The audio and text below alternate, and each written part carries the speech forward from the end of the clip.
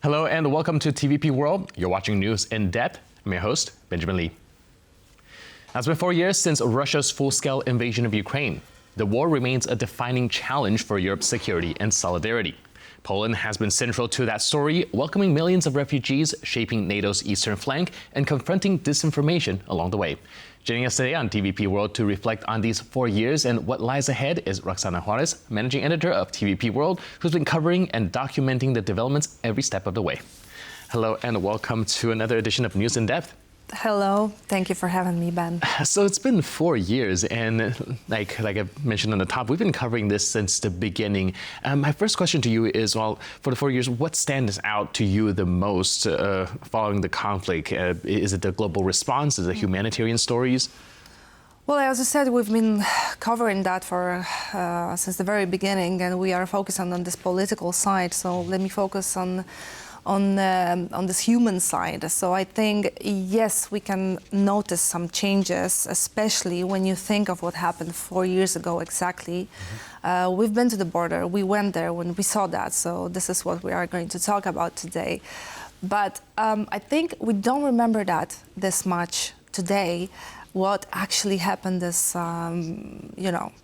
at that time, at that moment, and how we as Polish people and people from the Central European region as well, how we reacted, how we responded. Today, we are kind of tired, and this is, it's natural, of course. But the response is different, the approach is different. Yes, we are helping. That's a good thing, but in a different way. It's slightly, in a We're talking about like a more sustained kind of way instead of the initial kind of passion that when the beginning of the war took place, right? Like you mentioned, we've actually covered the border as well when the war first broke out. And you also brought back some very interesting stories back then I can remember. Can you tell us a little bit about that? Yeah.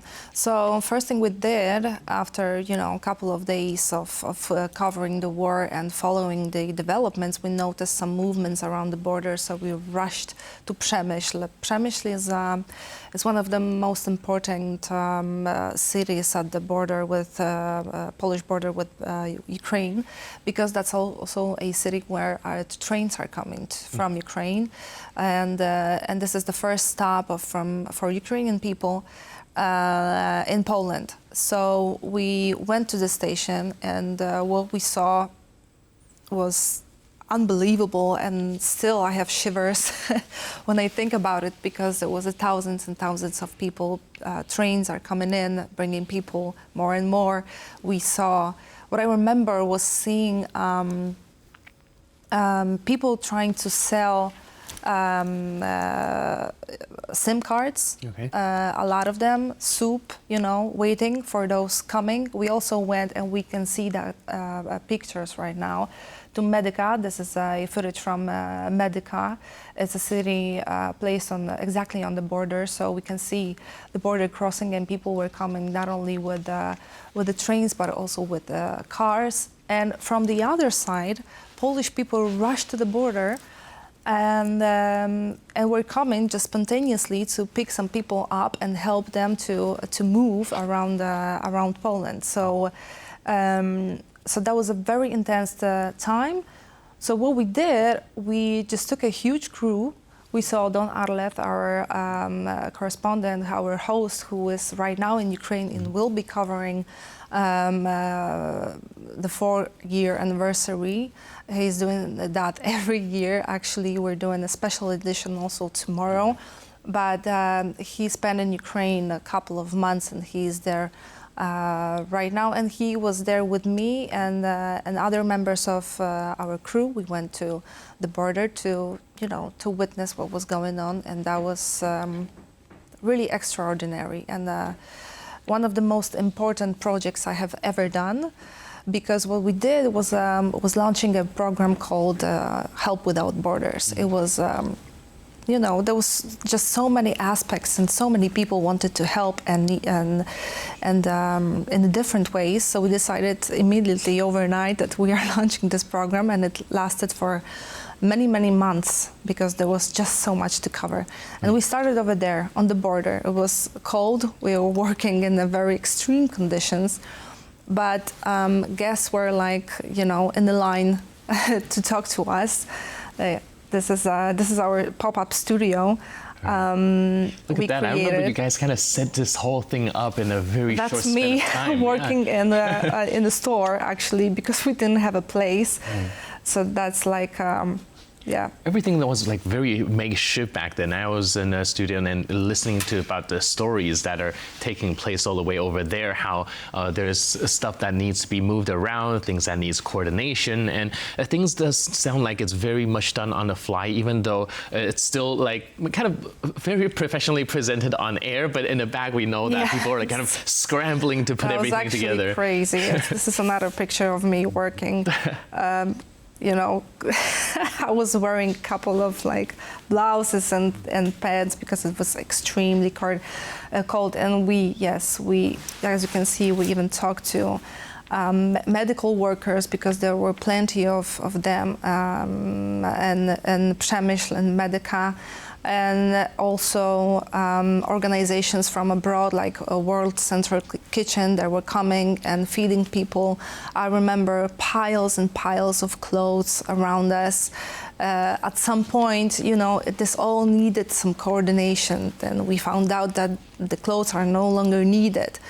What was needed, for example, I remember these appeals, I even posted that because you know, when I was preparing myself to this program, I was like going through my own stuff and archives on my Instagram, and I will remember posting, listen, we need pumps for mothers, for them to, because they are so stressed that they are unable to breastfeed. Yeah. So we need pumps. So, you know, but people got all the help they need. I remember one old lady sitting over there next to our, you know, place where we recorded this program.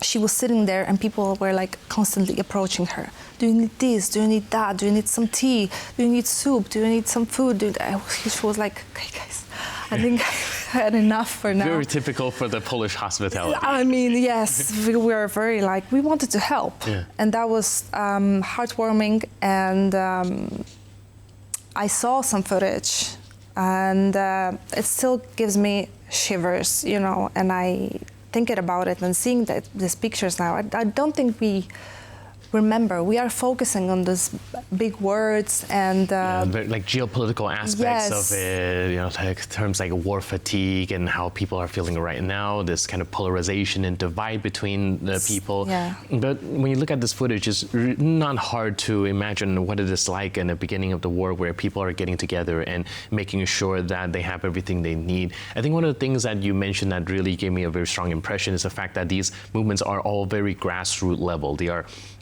not anything that's funded by the government, but a lot of it is initiated by the people themselves. One of the things you told me about is how people are actually taking these refugees into their own homes, and Poland not really having like one of those refugee camps established for the Ukrainian refugees, but it's actually kind of open doors just to have them in. Exactly. I mean, you know, I know many people that took refugees into their houses.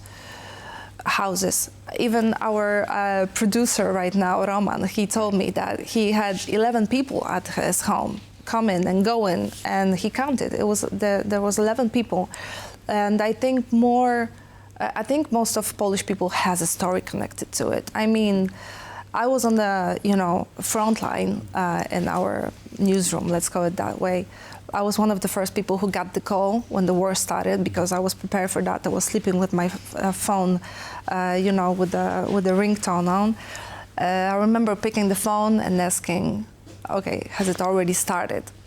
And it started. We didn't believe that. We were kind of prepared for that, but we didn't believe that. And I was working for, 16 hours, went home, came back, another couple of hours. And after that, I rushed to the store because my friend asked me, hey, can you help us? Because I have a family over in my home suddenly, and they just came back from holidays. and they were, I don't know, somewhere warm, so they don't have any winter clothes. So can you help us? So what I did was like going and buying stuff for them, collecting some, you know, right after 16 hours of work. Yeah. Yes. Next stop But to the shop. that was the reality back then. It was normal. Everyone was doing it. Everyone. We collected stuff. When we went to the border, we took our newsroom, like people spontaneously brought stuff. Yeah. We didn't know what was needed back then, but we didn't, you know, came empty-handed. We brought some stuff too. But then we came over there and we saw that this is already like there's already huge. a mountain of stuff, right? Because everyone wanted so the to help. coordination was the problem. So that was what was going on in Medyka and in Przemyśl back then, yeah.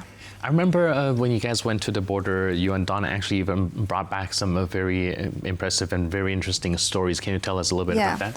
I want to actually show you one of the talks I found on my archives. I mean, this is just one of millions of stories. I mean, 2 million of refugees came to Poland at one point. Mm-hmm. I think it's just one of them, but it shows exactly the feeling and the moment that we witnessed. So great, let's take a look.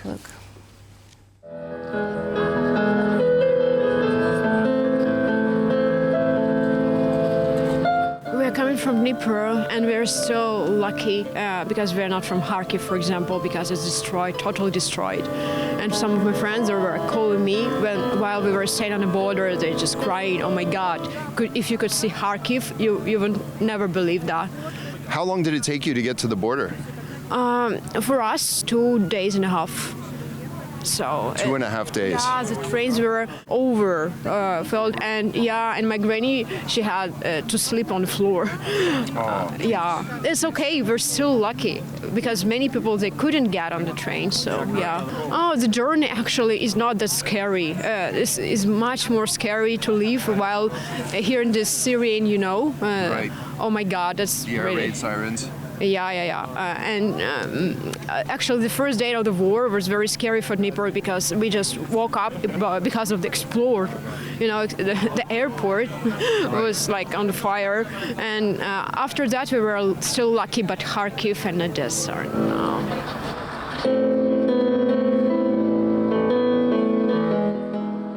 Do you know where you're going to go? Do you know which direction you're going to head? Within a few days we will find out, hopefully. Okay. By now, no plan. Okay. Well, welcome to Poland. I'm so very sorry that you have to experience what you've experienced, but I hope that things will get a lot better for you and your family. Thank you so much. Thank you for talking to us. Thank you. Thank you. Hey. What really stood out for me is like what you mentioned, it's been 4 years and I think people are starting to forget that initial impact, initial shock, even though it is still like a everyday reality. The war seen from a distance, seeing on the screen really has a very different feeling than having been down there talking to people, having like a heart-to-heart and a very personal experience. And things like that really shows us how far we've came since then and how willing people are to help. And what brings us to today as well, I do want to reflect on how it has changed over the years, over this past 4 years. Again, we talk about the more geopolitical, the more kind of a war fatigue kind of stuff. And there are some polarized statements and sentiments against the Ukrainian people as well. But one of the things I recently realized is also when push comes to shove, when the Ukrainians are really in need, when powers are going out, the Poles once again came out and brought the generators.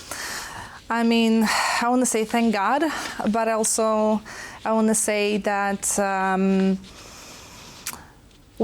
Polish people deserve some recognition for that. We will never come out and say we deserve a Nobel Prize, Nobel Peace Prize. We won't, but maybe we do. And that's what our producer suggested to me today, that maybe we actually do, because we still do help. And there are some political movements that they are, taking advantage of some, anti-Ukrainian sentiments, and they are pushing this narrative forward, and the Russian propaganda is active, and it's using that too. Some people are in this kind of bubbles, believing in this stuff. Unfortunately, this is ongoing. Yeah. We are tired of this war. That's what we started today, our conversation with. But we still can help, and we still, are undefeated by this Russian propaganda. And I think this is our great power, and to see that 4 years after this all began, and we didn't believe that it's going to last for so long. Maybe we can see an end in sight right now, hopefully. But if not, we are still helping. And we still, this is our neighbor, these are our friends. Now we live together. We live next to each other. We still help each other there, here. And this is something to be proud of, and I think we should. Right. And speaking of Russian propaganda, one of the things that we've been doing since the beginning of the war is to counter a lot of these disinformation. This is perhaps one of the things that accelerated the inception of TVP World, right? And I remember back in the days, we were still trying to launch something special, but we were curious about whether or not an English channel focusing on this region is going to be successful or not. And then the news about the war taking place, and suddenly we realized, okay, this is no time to hesitate, no time to ponder. So we just launched the thing right away and hoping to bring that information to the crowd as soon as we can. I remember, being in the backdrop, fumbling around and looking to coordinate how things work. And in the beginning looks a little bit amateurish, but I think the passion to bring everything to the table has always been there. And, anchors we see on air right now, like Dawn and Sally, they've all become my personal heroes, having gone to the front line. Putting themselves in danger. Cut to her. I mean, well, it's hard not to be sentimental, and that's something that we should be proud of it. And I'm really grateful to all the team, to all of us, all the brave people. I've been to Kyiv too. It's really hard, and our crew is over there right now as well, doing an extraordinary work because I think we need to continue to do this work, and seeing how people are reacting, and how are you commenting on YouTube? It gives us this fuel to do it, and this understanding how this work is important, and we will continue to do that. Even after war ends, Russian propaganda will probably stay, so we will have our hands full, and we promise to keep on delivering that. Because, as you said, this is important, and thank you for doing this, because you are our host of Break the Fake, and you know exactly how much is still to be done. Oh, dude, they gave us a lot of material, not to lie.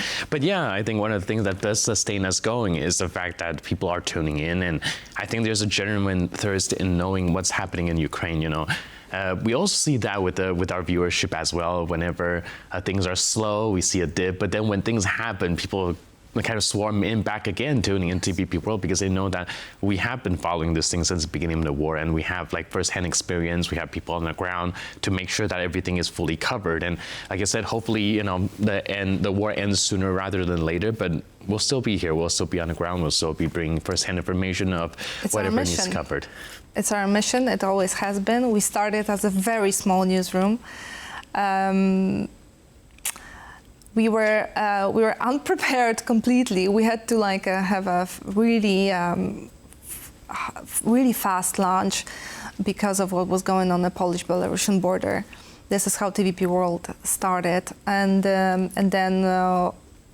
the war came. We were very, as you said, sometimes some of us were really amateurs, but we did it, and we are continuing to do it, and that's really great.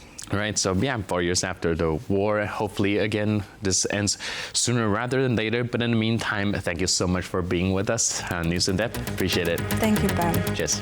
Thank you. And thank you for tuning in to this edition of News in Depth. But for more news, update, and commentary, please stay tuned to TVP World.